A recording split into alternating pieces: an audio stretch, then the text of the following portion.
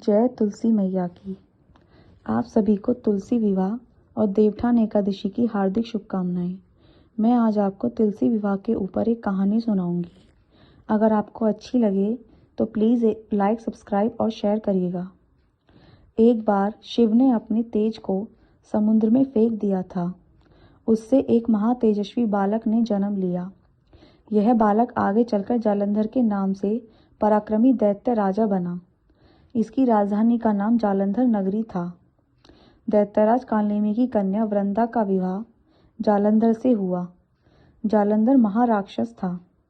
अपनी सत्ता के मद में चूर उसने माता लक्ष्मी को पाने की कामना से युद्ध किया, परंतु समुद्र से ही उत्पन्न होने के कारण माता लक्ष्मी ने उसे अपने भाई के रूप में स्वीकार किया।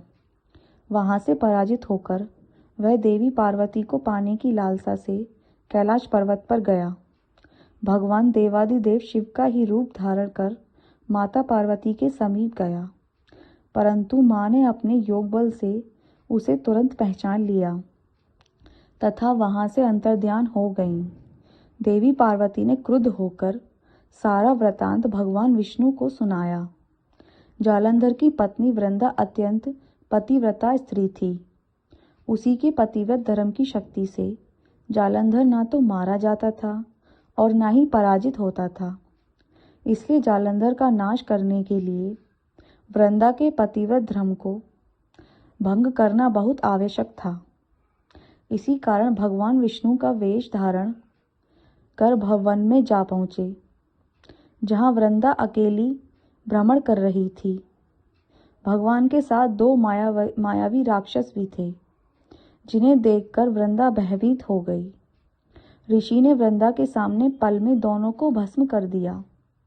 उनकी शक्ति देखकर वृंदा ने कैलाश पर्वत पर महादेव के साथ युद्ध कर रहे पति जालंधर के बारे में पूछा। ऋषि ने अपने माया जाल से दो वानर प्रकट किए। एक वानर के हाथ में जालंधर का सिर था तथा दूसरे के हाथ में धड़। अपने पति की यह दशा देख वृंदा मूर्छित होकर गिर गई। होश में आने पर उन्होंने ऋषि रूपी भगवान से विनती की कि वह उसके पति को जीवित करें।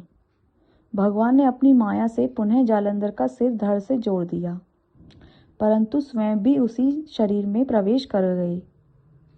वृंदा को इस छल का तनिक भी आभास न हुआ।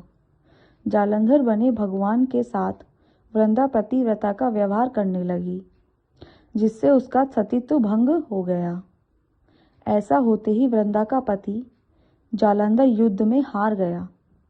इस सारी लीला का जब वृंदा को पता चला तो उसने क्रुद्ध होकर भगवान विष्णु को हृदयहीन शिला का श्राप दे दिया। अपने भक्त के श्राप को भगवान विष्णु ने स्वीकार किया और शालिग्राम पत्थर बन गए। सृष्टि के पालनकर्ता के पत्थर बन जाने से ब्रह्मांड में असंतुलन की स्थिति हो गई। यह देखकर सभी देव देवताओं ने वृंदा से प्रार्थना की कि वह भगवान विष्णु को श्राप मुक्त कर दें।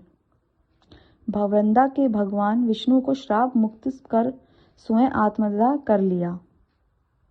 जहां वृंदा भस्म हुई वहां तुलसी का पौधा उगा। भगवान विष्णु ने वृंदा से कहा, हे वृंदा, तुम अपने सतीत्व के कारण मुझे लक्ष्मी जी से भी अधिक प्रिय हो।